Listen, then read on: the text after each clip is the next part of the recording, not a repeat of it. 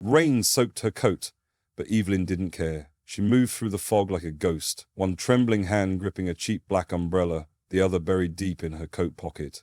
Her eyes were locked on a single headstone ahead. Luke Caldwell, beloved husband, gone too soon. But Evelyn wasn't here for peace. She was here to scream at a man 6 feet underground, to ask him why he lied, why he left her buried in debt, why he vanished from her life, only to leave behind silence and shadows. Then she saw her, a girl no older than 10, kneeling at Luke's grave, alone, soaked, hands pressed to the dirt like she was begging the ground to open. Evelyn's breath caught in her throat. "Who are you?" she asked, her voice hoarse. The girl looked up, tears streaking down her cheeks, and for one terrifying second Evelyn's heart stopped. That face, those eyes, it was like staring into a mirror she'd shattered long ago. "This is my father," the girl whispered. "Are you his wife?" Before Evelyn could respond, the girl added, "Dan, that makes you my mum, right? I just wanted to meet you." Everything inside Evelyn fractured. She should have walked away. She should have told the girl to get lost. Instead, her phone buzzed. The creditor again. Overdue bills, unpaid loans, the mountain Luke left behind. And suddenly, like lightning in the storm, Evelyn saw a path forward. Not a loving one, a desperate one.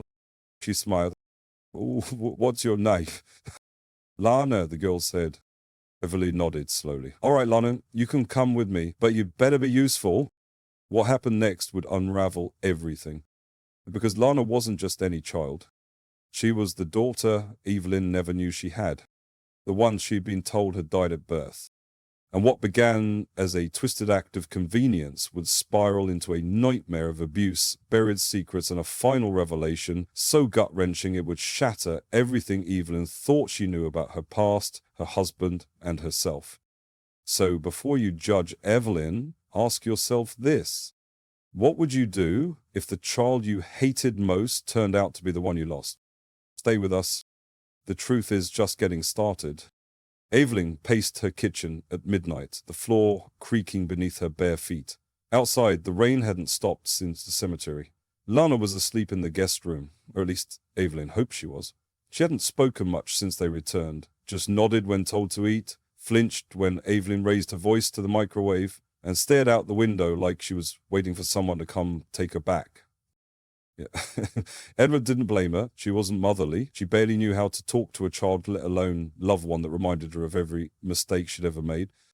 On the table lay a stack of bills: electric, gas, 2 credit cards, and a foreclosure notice she hadn't opened yet. Evelyn picked it up, then dropped it again like it burned her. She walked to the liquor cabinet. "One drink." "Just one." Her fingers trembled around the neck of the bottle when a voice behind her made her freeze. "Is my dad really dead?" As he turned, Lana stood in the doorway, clutching a blanket too big for her frame, her eyes wide, voice fragile. Evelyn swallowed. "Yes." A bit passed. "Was he a good man?" Evelyn let out a short, bitter laugh. "That depends who you ask."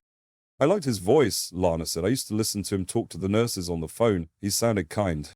Evelyn's face twisted. He sounded kind. But he lied. A lot. And when he died, he left me nothing. Not even a goodbye.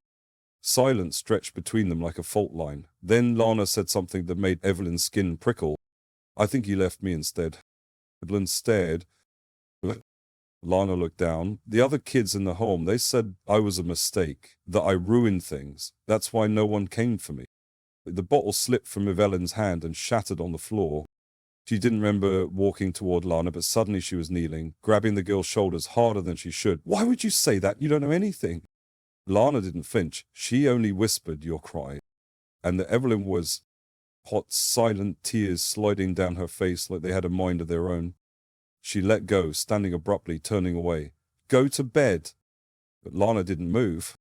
Instead, she pulled something from the blanket, a small envelope, faded and bent. "They said I wasn't supposed to have this, but I found it under my bed one night." Evelyn took it with hesitant fingers. Her name was scrawled on the front. Her full name. Inside was a letter, handwritten, the ink smudged in places. As Evelyn read, her breath caught. "If you're reading this, it means I didn't have the courage to tell you in person. Lana is ours. I lied to protect you, or maybe to protect myself from your anger. She was born early, and when I saw her skin, I panicked. I thought you'd never accept her. I thought you'd leave me. So I told you she died. I'm sorry. I was weak. I've lived every day since regretting it. Please, if there's any justice left in the world, find her. Love her. She deserves that much. We both do. Luke. Evelyn couldn't breathe. The walls around her seemed to shrink, and the room tilted. She stumbled back, clutching the counter. He knew what he did, and she had believed him.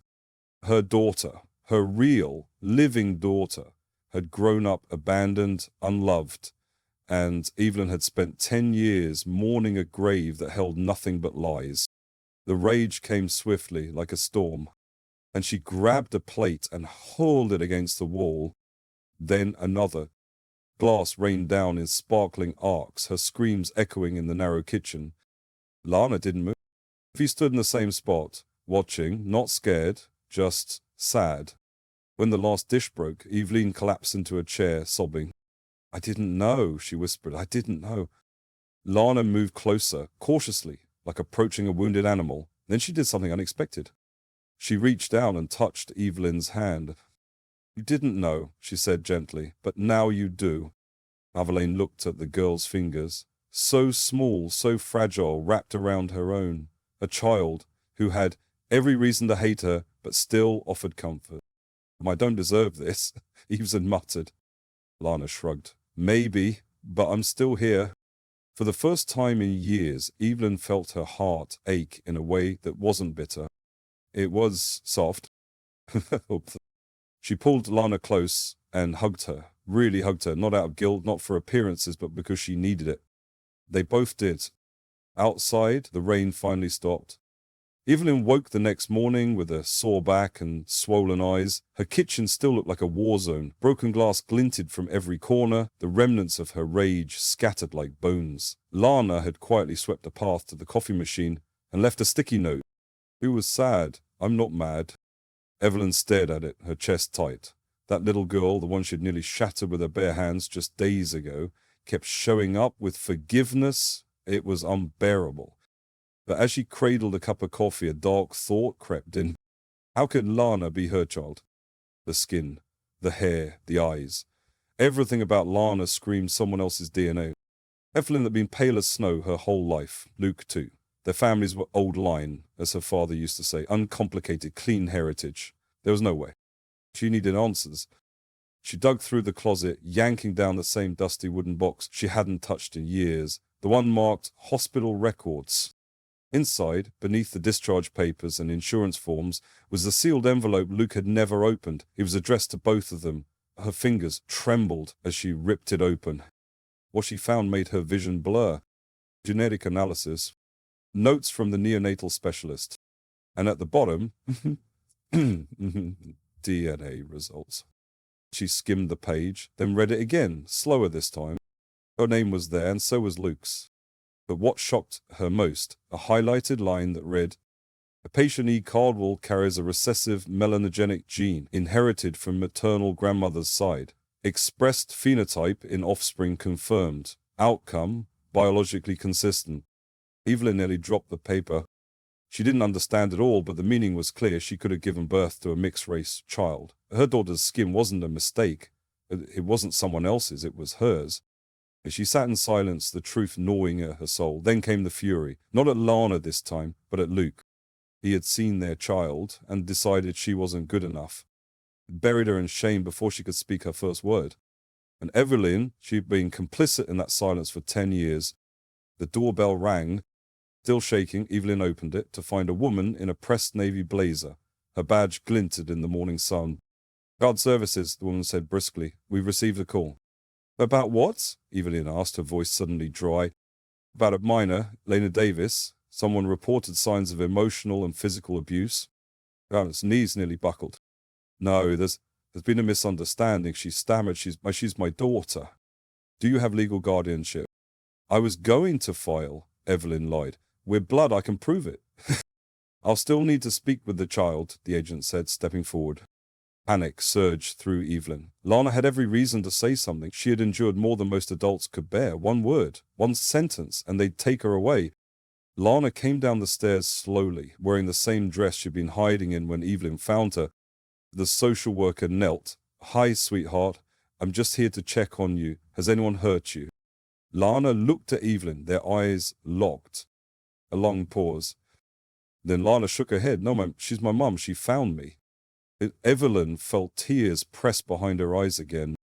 The agent frowned but nodded. "I'll still need to follow up. I'll be back in 48 hours. Make sure your paperwork's in order." When the door closed behind her, Evelyn collapsed onto the couch, her entire body shaking. "Why didn't you tell her?" she asked. Lana sat beside her, tiny hands folded in her lap. "Because I've always wanted to be wanted, and you look like you might try." Evelyn buried her face in her hands. "I'm sorry," she whispered, "for everything, for the words I said, for hating you without knowing you." "I know," Lana said. "I still remember the first time someone called me dirty. I was 5. Evelyn flinched. "They told me black girls grow up angry, so I tried to stay quiet." Evelyn's hands dropped. "That's not true." "That's not fair." Lana tilted her head. "You believed it too, didn't you?" Evelyn's breath caught in her throat. And for the first time, she saw herself, not through a mirror, but through Lana's eyes. She hadn't just failed her child. She had failed the child inside herself, the one trained to believe that love had conditions and skin color came with consequences. But not anymore. She reached for the folder on the table, the one with adoption papers already printed and half filled. Her signature trembled, but she pressed it into the page like a promise. "Lana Davis Caldwell," she said aloud. "That's your name now." Lana smiled, for real this time. And Evelyn, for the first time in her life, felt clean. That night, Evelyn stood in the doorway of Lana's room, silently watching her daughter sleep. The pink comforter, freshly washed, rose and fell with each small breath. Beside the bed sat a glass of warm milk and the official adoption papers, signed and sealed only hours ago. Evelyn should have felt proud. Instead, she felt something twist in her gut. Because love didn't come with a signature, and healing didn't come from paperwork. She walked to the kitchen, trying to shake the unease from her chest.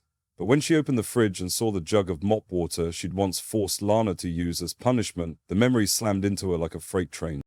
She had knelt in that same kitchen, screaming at the child for spilling a bucket, and had grabbed her by the hair, pushing her face into the puddle.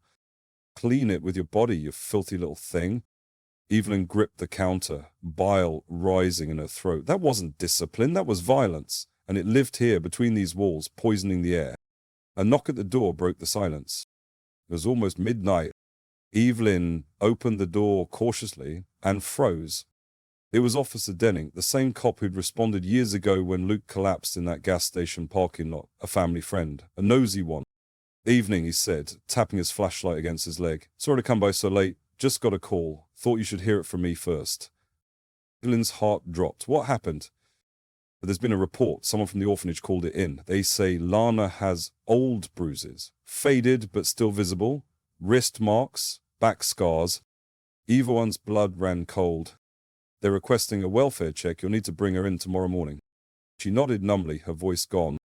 "I'm sure it's nothing," Denning added, though his eyes said otherwise. "But Evelyn, if there's something I need to know, better I hear it from you first." She shook her head. "There's nothing." But inside she was crumbling. After he left, Evelyn walked slowly back upstairs and sat at the edge of Lana's bed. The girl stirred, blinking sleepily. "What's wrong?" Lana asked, her voice barely a whisper. Yvonne didn't answer. Instead, she took Lana's hand, gently turning her wrist. There, beneath the skin, barely visible now, were faint purple traces. Faint, but undeniable. "Did I do this?" Evelyn asked, her voice cracking. Lana didn't speak. She only looked away. "I don't remember it all," Evelyn admitted. "But I remember screaming. I remember being cruel. I told myself you were just some kid, not mine, not real." Lana turned back slowly. "You made me scrub the floors with a toothbrush. You locked me in the laundry room with no light." Evelyn gasped, the hand flying to her mouth. "I used to count the hours by the sound of the train outside," Lana continued softly. 3 trains a day. That's how I knew how long I'd been forgotten." Evelyn doubled over, sobbing. "I thought if I kept my mouth shut, maybe you'd feed me that night. If I cleaned well enough, maybe you'd let me sleep on the couch instead of the floor." Lana's words weren't bitter, they were just true. And that made them hurt more. But now, Lana said gently, I don't want to survive like that anymore. I want to live. Can I do that here? Evelyn wiped her face with shaking hands. I want to believe I can give you that. I just don't know how. Lana reached out and placed a small photo in Evelyn's lap. It was crumpled, clearly old, but unmistakable. A much younger Lana, black and blue marks along her arms. Evelyn recoiled. Where did you get this? I found it in the orphanage's file room before I left, Lana whispered. They were going to use it against you. I kept it, because I wanted to remember what I survived. He looked her mother in the eye, but also so you'd never forget. Evelyn nodded slowly, the gravity of that photo anchoring her. Tomorrow, we'll go to the station. I'll tell them everything. You don't have to. Yes, Evelyn interrupted. I do. If I want to be your mother, really be her, I need to answer for the woman I used to be. Outside, a storm brewed again. But this one wasn't, like before, it wasn't about fury. It was cleansing. The next morning, Evelyn walked into the police station hand in hand with Lana. She gave her statement, she signed the documents, she faced the judge, and in front of the court she declared, I harmed the child I love, and I will spend the rest of my life making it right. The court adjourned. Lana gripped her mother's hand, and together they stepped into the rain. 2 weeks after the court hearing, Evelyn sat in her living room with Lana, flipping through a stack of folders sent by Child Protective Services. One of them, thick and sealed with red tape, caught Evelyn's eye. It was marked Case 18,947, this, Lana, initial intake report, confidential. He hesitated before opening it. Part of her didn't want to relive the past, but Lana deserved the truth, and so did she. As she peeled open the flap, several black and white documents fell into her lap. Official records, psychological evaluations, and one envelope that hadn't been opened. It was addressed to Luke Caldwell. Her breath caught. It had never reached him. With trembling hands, she pulled out the single-page letter. At the top was the logo of the State Office of Child Welfare. The rest read like a knife through the heart. Dear Mr. Caldwell, a child matching your wife Evelyn Caldwell's maternity record has been identified and placed in public foster care following abandonment by an unnamed male relative. Due to lack of response from your household and with no signed consent, the child will remain in custody until formally claimed or adopted. Evelyn's hands began to shake violently. Luke had known. He hadn't just lied. He had received this letter, hidden it, and allowed their daughter to be thrown away like a secret he couldn't afford. Then came the second blow. One of the intake reports listed the man who dropped Lana off at the orphanage. Relative Marcus Caldwell, older brother of Luke Caldwell. Evelyn's stomach twisted. Marcus, the same brother who had stood beside her at Luke's funeral, offering condolences, who had sent birthday cards for years, none addressed to her daughter, who had once said, maybe it's for the best that the baby didn't make it. He had taken her, and Evelyn had hugged him that day. Oh my God, Evelyn whispered, rage rising in her chest. He stole her. Across the room, Lana looked up from her coloring book. What's wrong? Evelyn stared at her daughter, her voice trembling. We were lied to by everyone, baby. They didn't just forget you, they removed you. Lana blinked. Who? The room filled with silence. Then Lana said something that chilled Evelyn to the bone. He used to visit the orphanage. Evelyn froze. What? He came once a month. He said he was checking on me. Evelyn's blood ran cold. Did he ever touch you? Lana looked down. No, but he told the workers that if I caused problems, he'd make sure I never got out. That was it. Evelyn stood, heart pounding like a war drum. She called the police. 3 hours later, she found herself sitting across from a detective in a cold room, retailing everything from the hospital records to the DNA proof to the letter never received to Marcus. The detective, Officer Myers, leaned forward. Mom, what you're saying, if it checks out, this isn't just a case of custody fraud. It's a federal offense, interference with parental rights, possibly kidnapping. Evelyn nodded. I want him arrested. We will open an investigation, and we may ask Lana to speak with a trauma specialist. With your permission, she signed the forms. That night, Evelyn didn't sleep.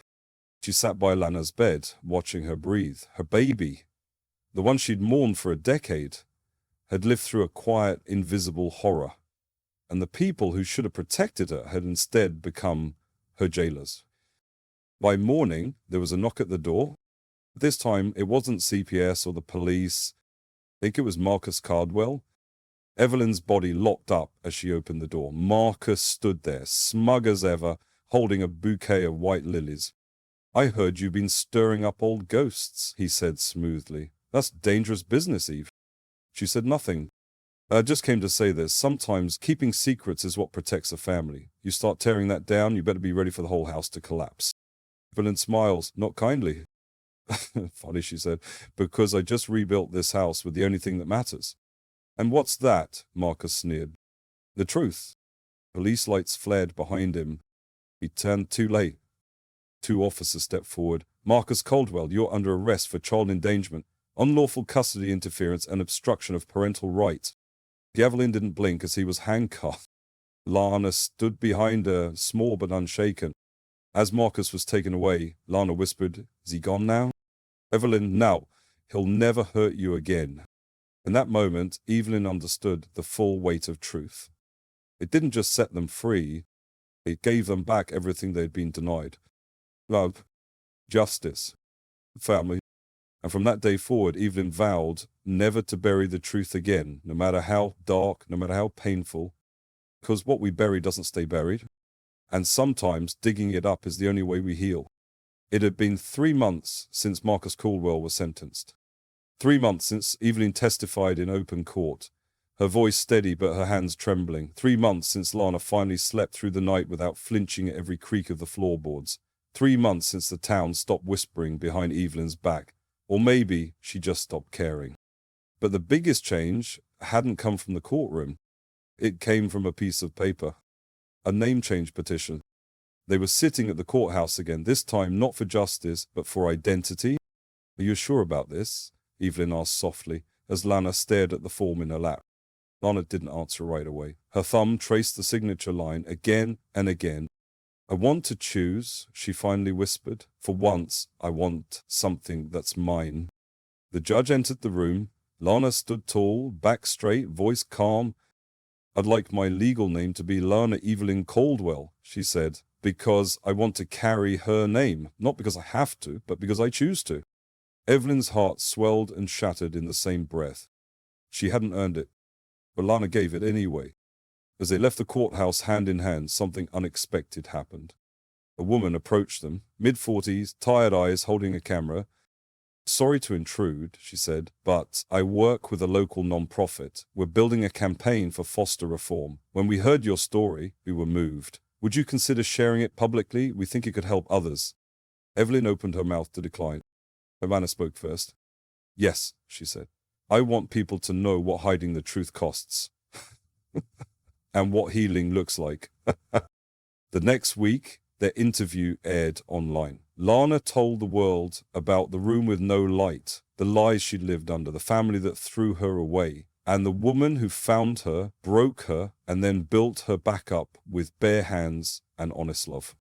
The video went viral. Thousands of messages poured in. One stood out. It was from a woman named Claudia, Evelyn's estranged mother. "I saw the clip. I never told you this, but your grandmother was mixed race. We hid it. We were ashamed. But you gave it a name. You gave it a voice, and you gave it a daughter. I'm proud of you." Evelyn sat frozen for a long time, and she smiled through the tears. Sometimes forgiveness doesn't come with fanfare. Sometimes it's just a name whispered back to you when you finally remember who you are. It's because motherhood isn't about blood. It's about choice and love strong enough to carry someone else's pain as if it were your own. 2 years later, the house no longer smelled of dust and silence. The pink room that once held ghosts now bloomed with light. Soft curtains, bookshelves overflowing, and a wall covered in photographs. Most showed 2 smiling faces, one older, one younger, but both radiant. Lana and Evelyn. That morning, they sat side by side at the kitchen table. Lana was now 13, her hair in tight curls, her hands stained with ink from a sketch she was working on, a painting of a woman reaching out of a storm, pulling a child from the waves. "I think I'll call it The Rescue," she said proudly. Evian smiled. "You should submit it to the Youth Arts Festival." You already did. Evelyn raised a brow. With your signature, Lana added with a smirk. They both laughed, real belly-deep laughter that still felt like a miracle. Then the mail arrived. Among bills and flyers was a letter addressed to Lana. The return label read, Greenstone Orphanage Records Department. Evelyn stiffened, but Lana tore it open calmly. Inside was a single sheet. Due to recent archive digitization, a document was recovered that may be of personal interest. Enclosed is a copy of a handwritten note found in your file, date-stamped 13 years ago. Lana pulled out the H7 paper, and the handwriting was unmistakable. Words from the one I never got to hold. Forgive me, I saw you and couldn't believe you were mine. I thought love had a shape, a color. I was wrong. I don't know if I'll ever be brave enough to say it, but if you're reading this, you were never a mistake. You were my lesson, my light. I'm sorry I let fear decide your future. Love, Dad. Lana's eyes welled, but she didn't cry. She turned to Evelyn. I think he loved me, deep down, even if he didn't know how. He reached out, held her hand tight. He was weak. But you're the strongest person I know. Later that evening, they drove out to the cemetery. Not to mourn, but to say goodbye. Lana placed her sketch of the rescue on Luke's grave, then whispered, I forgive you. As they turned to leave, Evelyn stopped. Wait, she said. There's something I've never told you. She reached into her coat and pulled out a small worn velvet box. Inside was a pendant, an infinity symbol wrapped in gold and onyx. It was my grandmother's, she said. She wasn't white, she passed as one, but she gave me this before she died. Said, this is your proof. You're more than what the world sees. I didn't understand it until I met you. Lana clutched it to her chest. Can I wear it? And Evelyn nodded. It's always been yours. And with that, they walked away, not as a broken past or borrowed blood, but as mother and daughter. Whole scene. And finally, 5 years later, Lana stood on a small stage at a community center, holding a microphone in one hand and her sketchbook in the other. Her curls were longer now, her voice steadier, her presence magnetic. Behind her, on a projector screen, flashed images of her artwork, vibrant portraits of women and children in storms, fires, and cages, always reaching, always surviving. My name's Lana Evelyn Caldwell, she began, smiling at the crowd. And once upon a time, I lived in silence. I lived with bruises, with abandonment, and with the belief that I wasn't worth saving. But I was wrong. I paused. The room leaned in. I learned that healing isn't always pretty. Sometimes it's screaming at the past. Sometimes it's forgiving someone who never said sorry. And sometimes it's letting someone try again. Evelyn sat in the front row, hands clasped tightly in her lap, tears welling. She was the one who hurt me, Lana continued, but she was also the one who stayed, who faced it all, who changed. The audience was silent, hanging on every word. People used to tell me I was lucky to be adopted, she said. They didn't know the whole story. They didn't know that I saved her too. Soft gasps, a few sniffles. But my story isn't just about pain. It's about choice, about unlearning the lies we're born into, about race, family, love, and deciding what kind of legacy we want to leave. She held up her sketchbook. This is mine. My truth, in ink and color. My proof that I existed. And I hope, more than anything, that if you're out there feeling lost or invisible, you'll remember this. Your story is not over. The room erupted in applause. Later that night, as they walked home under a soft autumn sky, Evelyn slipped her arm around Lana's shoulders. You were incredible, she said. I felt him tonight, Lana whispered. Dad. Everyone nodded. So did I. They didn't say more, they didn't need to. The past was part of them, but it no longer owned them. They had built something stronger. Some chosen. To our viewers, if this story moved you, if it reminded you of something you've lived or someone you love, please know you're not alone. Whether you've been hurt or done the hurting, it's never too late to rewrite the ending. Truth can heal, forgiveness can rebuild, and love, when chosen every day, can change everything. We want to thank you deeply for staying with us through this journey. If this story resonated with you, please leave a comment, share your thoughts, and let someone else know they're not alone either. And if you believe in second chances like we do, hit that subscribe button and join our community. Because together, we can tell stories that don't just entertain, but transform. Thank you for watching. Until next time, stay brave, stay kind, and never stop believing in the power of love.